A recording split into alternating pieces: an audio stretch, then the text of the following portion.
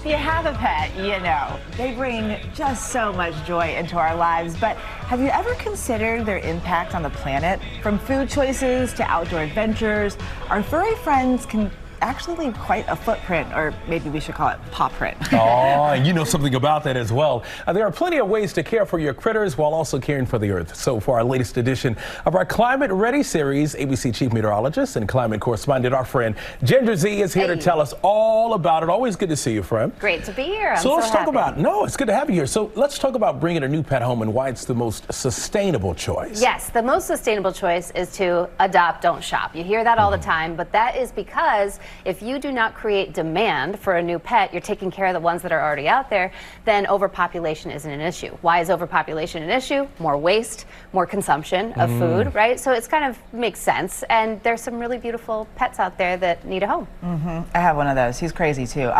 Speaking of my dogs, their favorite time of day, they literally can hear when you're rustling with the food. Oh, yeah. They like jump off and come running. So how is what they eat something that we should also be keeping in mind? Well, just like us, all food is not created equal. So when we have gotten really invested in what we eat, right? So also do that for your pets, both from a health perspective, but also from a planet perspective.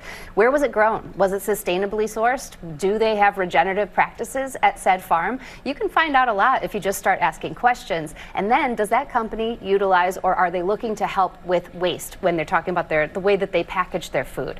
And finally, if you are going to make a change, do check with your vet, because you know that can upset their tummies. Oh yeah, that's not always fun. Ask the questions, right? You like to spend a lot of time with your pups outside, but there are things you should consider before you go out with We the are dogs. constantly protecting our pets from wildlife, like flea and tick prevention, but we also have to prevent the wildlife from getting hurt by our pets' flea and tick prevention. So even though they're EPA regulated for humans and for wildlife, you can still see some of those topical things, if they get wet or put into the environment, upset aquatic aqualife. So just be aware of that. Perhaps give it a few more days until that kind of soaks in. The other thing I think we probably have to keep in mind is, you know, they go to the bathroom outside. They sure do, hopefully. So how important is it that we clean up after their little accidents, messes? This came up because I was on a walk with some of my family members, to not be named, and my dog had some waste, right? The poopy's there, and they're like, well, just leave it. It's nature. And I think a lot of people think that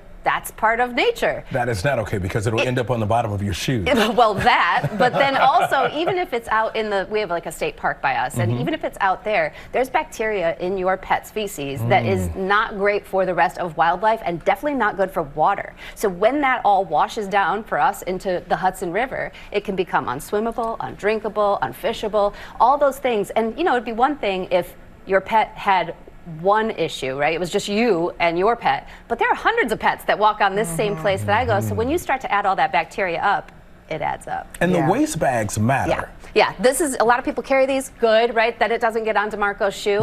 But I see a lot of like the marketing for biodegradable or compostable. Just know that when you put those things in a landfill, they're not breaking down. Nothing breaks down in a landfill. We've talked about this before. It gets mummified. And then if it says compostable, it's not like you're throwing it in the backyard and it's just going to nothing. A lot of those compostable products have to be in a high heat commercial setting to work. So just make sure that you're doing the research on those bags as well. Every time I see you, I learn so much. I hope so. I learn so much. The moral of the story is pick up after your dog. Yeah. Please. And now they have clean shoes, everybody. Ginger Z, it's always so lovely to have you.